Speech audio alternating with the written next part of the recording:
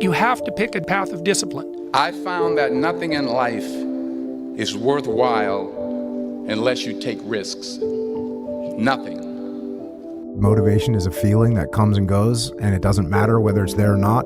Discipline is infinitely more important. So no matter how you feel, get up and do what you're supposed to do. That's it. And that's discipline. It's not motivation. If you only did what you were supposed to do when you were motivated to do it, that's leaving it to chance. But if you're disciplined, you go do what you're supposed to do. That's the way it works. And this thing that people do where they avoid discomfort, it sounds ridiculous, but it just creates more discomfort. You don't realize that in embracing discomfort and forcing yourself to do something very uncomfortable that you can control, like an ice bath, like a sauna, like a run, like a workout, you are eliminating another form of discomfort.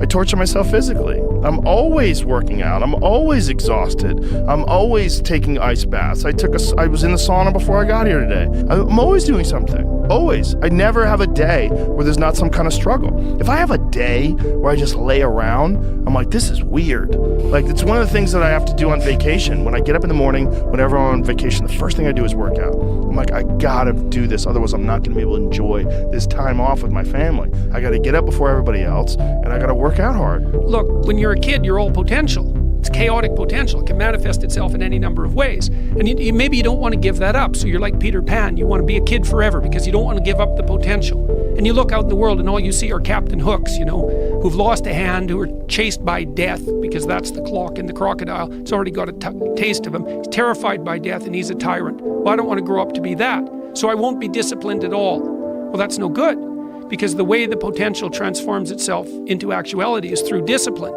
Our minds are like a fucking garage. And the garage, if you open a garage and it's all cluttered up, it's all fucked up, you can't put your car in there. You got fucking boats and you got fucking kids' toys and shit everywhere. But if you organize that fucking garage and you put everything in its rightful spot, you can put that car in there. You can put 2 cars in there. You can put bikes in there. And that's like with the mind. People talk about discipline and fucking determination and fucking, repetitions and all this shit. Consistency. Why people fall off the wagon so often is because their mind is full of shit.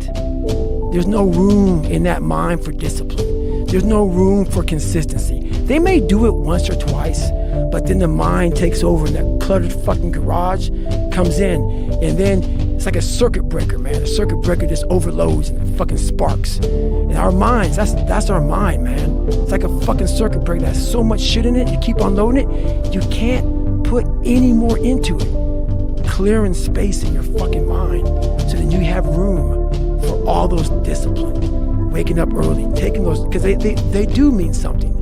But we don't get to that fucking dark matter that is keeping you from clearing out that mental garage. Well, I don't know what to do. It's like, that's okay. Nobody does. Go do something. Do the best thing that you can think of. Put the best plan you have into practice. It's not going to be perfect and it will change along the way, but it will change partly because you become disciplined pursuing the path. And as you become disciplined, you become wiser. And as you become wiser, you become able to formulate better and better plans. There is no passion to be found playing small and settling for a life that's less than the one you're capable of living. I'm sure people have told you to make sure you have something to fall back on. Make sure you got something to fall back on, honey. But I never understood that concept, having something to fall back on. If I'm going to fall, I don't want to fall back on anything. I want to fall forward. I figure at least this way I'll see what I'm going to hit.